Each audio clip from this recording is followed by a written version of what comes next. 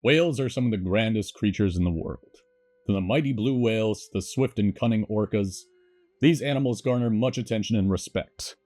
But there is something that they lack. Something that would make them far more capable than ever before. Arms! So to bring these majestic creatures to their full potential, we've created a whole new species for your 5th edition D&D campaigns. The Cetaceans. Hello one and all, I'm Andrew. And I'm Andrew. Artsmith and wordsmith of the Mythical Chemists, where we make homebrew items, monsters, and more for your D&D 5th edition campaigns. Welcome to Mermay, an annual event that we want to partake in for a while, since it brings about lots of creativity around oceanic designs. This year, we wanted to try our hand at creating some homebrew content centered around that big pool of water out there, and we're kicking off with our very first species. Cetaceans, in the real world, encompass a bunch of animals, including whales, dolphins, and more. We think there's a lot of design potential to be taken from these creatures that hasn't been explored in D&D. Designing the cetaceans was an interesting challenge, given the wide variety of traits spread across the category. Everything from the blue whale, the largest animal literally in history, to the tiny vaquitas, which come in just under 5 feet long, all fall under this umbrella. So, while we couldn't make one for every single cetacean under the sun, we chose 3 subspecies to base our designs around: the Monodons, the Orcinus, and the Baleen. For ease of use, we kept them all as medium-sized humanoids, but the Baleen counts as large for all intents and purposes, as the most famous examples of baleen whales like the blue whale dwarf their cousins in size. They also have a swim speed to match their walking speed as part of their oceanic heritage, but the Monodon gets an extra 5 feet of movement. Plus, they have the ability to hold their breath for up to 1 hour because they're not fish and cannot actually breathe underwater. They're still mammals, they just have big lungs. We also gave them cold resistance thanks to the layer of blubber found in real-world cetaceans, which allows them to live in many aquatic habitats. The final shared trait is their whale song, a musical sound which can be produced that carries long distances across bodies of water, like miles long, different continents long. In reality, whale songs can be heard up to 500 miles away, potentially up to 1,000 miles on a good day, allowing different pods of whales to communicate long distance. In-game, what you can convey is limited to basic ideas and emotions, so it may not always be useful, but it felt like a fun detail to work into the species. Imagining just swimming around and then hearing the general vibe of sadness in the distance is kind of funny to imagine. From here, we branch on to the 3 subspecies we mentioned before. We'll start off with the smallest of the bunch, the Monodons. Based primarily on beluga whales, we were drawn to the look of these animals and took some liberties with their abilities.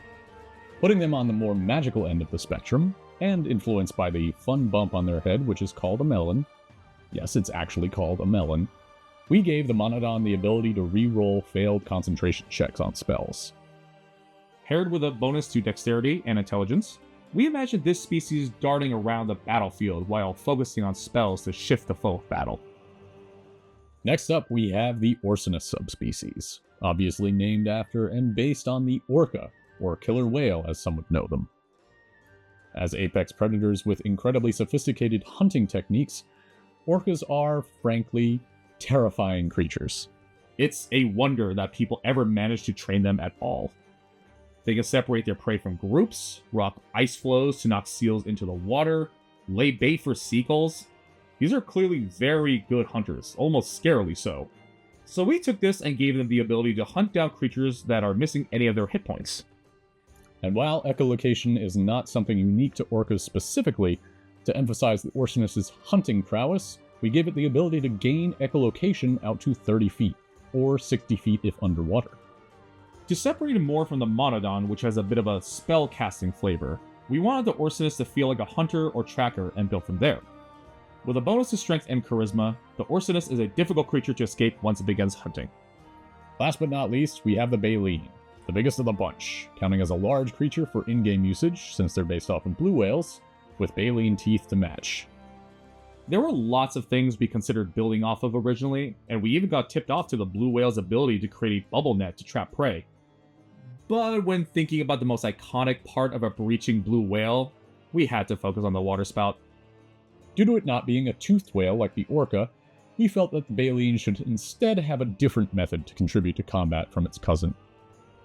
With this species feature, the Baleen can push enemies and knock them prone by blasting them with a cone of gushing water.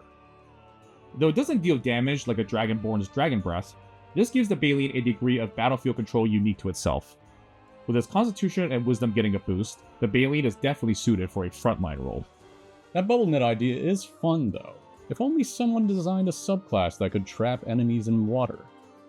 Even though it has some specific traits that may not be useful 100% of the time, we think the Cetacean would make for a fun new addition to many campaigns, especially so in ocean-based ones.